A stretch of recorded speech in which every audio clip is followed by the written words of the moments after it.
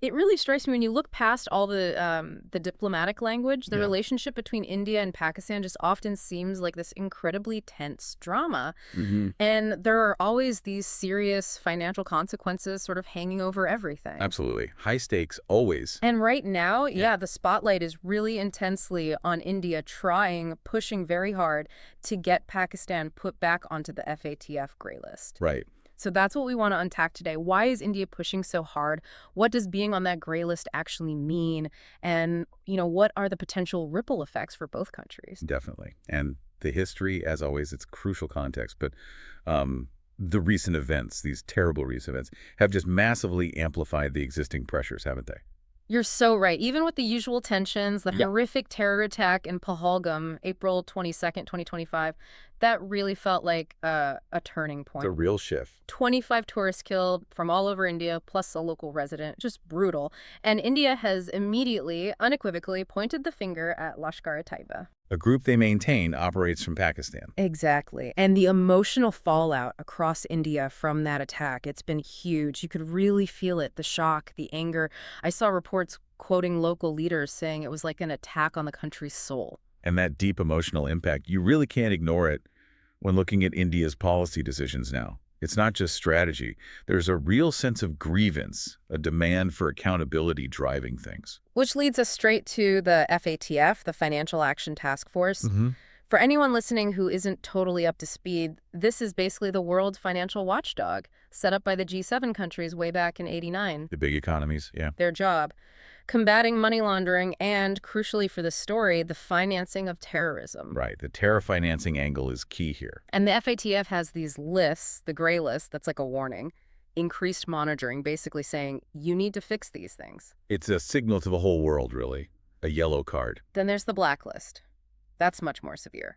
Think like North Korea or Iran. Serious economic isolation. Financial pariah status, essentially. The gray list signals weaknesses, prompts banks everywhere to be more careful, do more checks.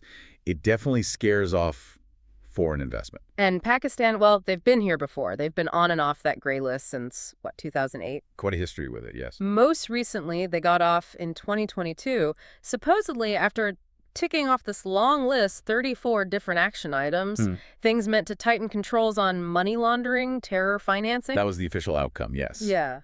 They completed the technical requirements. But, and this is the real sticking point, isn't it? India remains deeply, deeply skeptical about how effective those reforms actually were or how long they'll last. Their core worry is that maybe Pakistan did the paperwork, Yeah. addressed the technical points, but the fundamental issue, the actual operation of these groups on their soil, hasn't really been stopped for good. Yeah. Verifiably stopped. Exactly that. India's position, fundamentally, is that Pakistan still hasn't taken what they call credible and irreversible action, specifically against groups like Lashkar-e-Taiba, like Jaish-e-Mohammed. They point to leaders like Hafiz Saeed, Masood Azhar, guys designated as terrorists internationally, but who, India argues, haven't faced serious permanent prosecution that shows a real policy change. And the timing of the Pahalgam attack, coupled with India immediately blaming a group with known links to Pakistan, well, that just gave huge momentum to India's push for, let's say, a tougher line.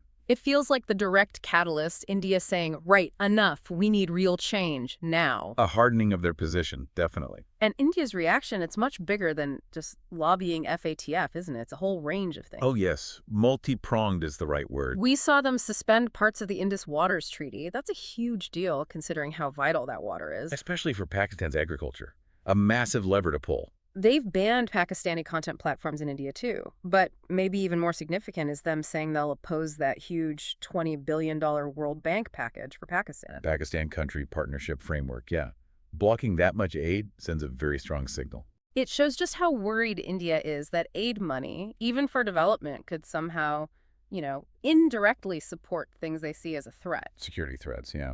Their official reason is concern about funds being diverted. Maybe to the military, maybe elsewhere. I actually heard this analogy, quite stark maybe, but it was like lending someone money for groceries when you suspect they might buy a weapon. A dramatic analogy, perhaps, but it does capture that deep distrust about where the money ultimately ends up, the fungibility of funds, as they say. And if you think about what being on the FATF gray list actually does to an economy, You see why India sees it as such a powerful tool. The economic hit is very real. You get way more financial scrutiny. Foreign investors get nervous, they hesitate. Understandably so. Increased compliance costs, uncertainty. It gets much harder to get those big international loans. IMF, World Bank. During Pakistan's last time on the list, 2018 to 2022, the estimated cost to their economy was, what, $38 billion? A staggering figure. It impacts everything. Transaction costs for businesses, foreign direct investment dries up, affects manufacturing, infrastructure, the lot. And it's fascinating, actually, remembering what the FATF itself said when they took Pakistan off the list in 2022. They said, okay, technical compliance achieved. They did the tasks on paper. Right. They met the requirements of the action plan. But they specifically noted a lack of demonstrated effectiveness. It was almost like saying, you sold the forms, but are you actually stopping the bad guys? And that gap between having the laws on the books and showing they actually work in practice to stop terror financing, that's the crucial point. It suggested that implementation, the real-world impact, was still a major concern. Okay, so let's flip this. Look at it from Islamabad's side. Yeah. They argue quite strongly that they have taken big steps. Well, yeah, that's their consistent position. They point to finishing those 2 FATF action plans, the 34 tasks, arrests made, assets seized, new rules put in place. They feel they did what was asked. They emphasize the effort, the resources they've committed to improving their anti-money laundering and counter-terror financing systems. They believe they've made significant progress. But it's also true that even after they came off the list, the Asia-Pacific group that's like a regional FATF body, they did an assessment in 2022. Yes, the APG report. And it found Pakistan's level of effectiveness was still low on, I think, 10 out of 11 key measures. So the rules might exist, but making them work effectively seems to be the ongoing challenge. That independent APG assessment does add weight to the doubts about the practical results of Pakistan's reforms, even though they technically got off the gray list. It provides that external view. And you just cannot ignore Pakistan's economic situation right now. It's dire. Inflation is through the roof. The currency's weak. High debt, low foreign reserves. Yeah. Very vulnerable. The absolute last thing they need is to be back on that gray list, facing all the economic pressure that brings. It would just make a bad situation much, much worse. Oh, undoubtedly. It could seriously undermine investor confidence even further, worsen their balance of payments, restrict access to essential international finance, potentially tip them towards a full crisis. They do have powerful friends, though. China, most importantly. Yes, China's support is crucial for Pakistan at the FATF. Beijing has consistently backed them in FATF meetings. Remember 2020, Pakistan was really close to the blacklist. A very real risk then. And it was China, plus Malaysia, Turkey, that helped them avoid it. China was even president of the FATF at that time, which must have helped. China's strategic relationship with Pakistan definitely provides a diplomatic shield. Their consistent support at FATF is a huge factor. Geopolitics plays a big role, of course. So what we're watching now is this high-stakes diplomatic chess game. Absolutely, playing out globally. India's trying to line up support among the 39 FATF members. They probably see the condolence messages after Pahalgam. Apparently 23 members sent them as maybe a sign of support. Potentially. They'll be lobbying hard ahead of the FATF plenary in June 2025. That's wow. the key. That's D-Day for this, isn't it? That's where the decision will be made. India will present its case, and the support they get from other countries will be decisive.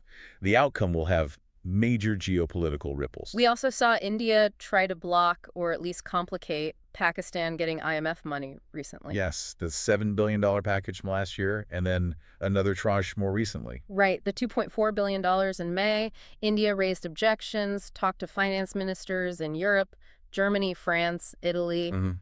Diplomatic outreach. But the IMF went ahead anyway. They said Pakistan was meeting the economic reform targets. Seems India hit a bit of a wall there. It shows the limits, perhaps. The IMF's main focus is on whether the country meets the agreed economic conditions. One country objecting, even India, doesn't automatically stop things if the technical criteria are met. But all these actions by India, the FATF push, trying to hinder IMF aid, it's all part of a bigger picture, a larger strategy, right? Oh, definitely. It's about using financial pressure, restricting access to international funds, until Pakistan deals with cross-border terrorism in a way that satisfies India. It's a very clear message. Exactly. The FATF is a key tool in India's broader strategy to counter what it sees as state-supported terrorism from Pakistan. It's sustained diplomatic and economic pressure to force a policy change in Islamabad. And the pressure isn't just financial or diplomatic. India's taken other steps too, downgrading diplomatic relations, Suspending visas for Pakistanis. closing the Atari-Wagah border crossing, banning Pakistani flights from their airspace. It's a comprehensive effort to isolate Pakistan on multiple fronts. It goes beyond politics and economics to affect travel, trade, people-to-people contact, a significant escalation. And then there's the Indus Waters Treaty again. The data coming out of Pakistan from their river authority, it looks pretty stark. Big drops in water flow reported. With upstream and downstream, yes. And that's hitting Pakistan's agriculture hard, their economy. Especially in areas really dependent on that water, it feels like India is using every tool available. Suspending parts of that treaty, even if temporarily, is a really big move. The Indus is a lifeline for Pakistan. The potential long-term impact, environmental and economic, is huge. It adds another layer of pressure. But we have to remember, this FATF battle, important as it is right now, it's just one part of the very long, very difficult India-Pakistan story. Absolutely. Decades of rivalry, conflict, deep mistrust. That history shapes everything that's happening now. It's the backdrop to India's motivations, its actions. So, looking ahead, what are the possible outcomes? If India wins this round, Pakistan goes back on the gray list. What happens then? Well, likely even tighter financial checks from global bodies. Foreign investment probably drops further. More economic hardship for Pakistan. It could worsen their existing problems, maybe lead to more social instability, make them even more reliant on allies like China. That's a very plausible scenario, yes. Compounding their economic fragility. Okay, flip side. What if Pakistan manages to stay off the list? That would be a major diplomatic win for Islamabad. It's a significant setback for India's current strategy. India might have to rethink its approach then. They'd likely have to recalibrate, yes. Yeah. It would be seen internationally as an affirmation of sorts of Pakistan's efforts. So it leaves us with this core tension. India determined to use FATF to hold Pakistan accountable for terror financing. Pakistan equally determined to avoid more economic pain and keep international support. That's the crux of it. And it really makes you wonder, doesn't it, about the gray list itself. How effective is it really? Does it genuinely stop the flow of illicit money and disrupt terror networks? Or is it becoming more of a weapon in these big geopolitical games? That's a huge question, and honestly, the jury is still out among experts. It definitely applies financial pressure, significant pressure. But does that pressure always lead to real, lasting change on the ground? That's debatable. Geopolitics often plays a bigger role in the final outcomes. And it feels certain that whatever happens at that FATF meeting in June, the decision is going to send ripples far beyond just India and Pakistan. It affects regional stability, the whole future path of their relationship. Without a doubt, the consequences will be significant. Definitely something everyone will be watching very, very closely.